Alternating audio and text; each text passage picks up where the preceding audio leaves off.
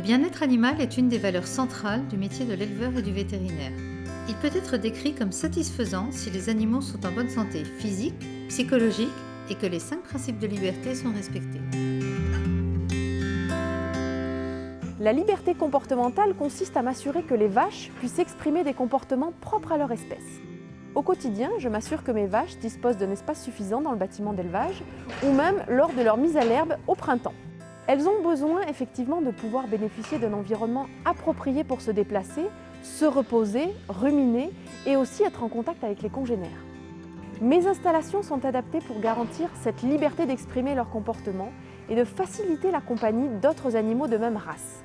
J'ai ainsi installé des brosses dans tous les parcs pour répondre au comportement de maintenance et de toilettage qui est un besoin fondamental pour l'espèce bovine.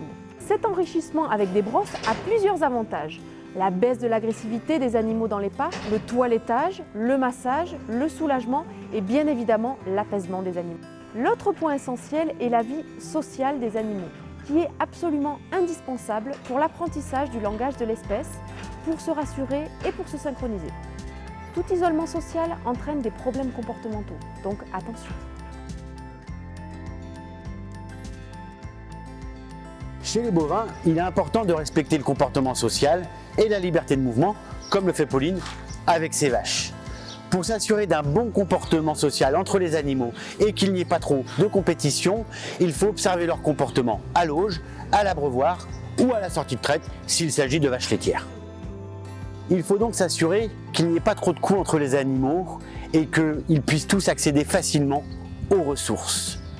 Concernant la liberté de mouvement, l'idéal est de sortir les animaux au pré le plus souvent possible.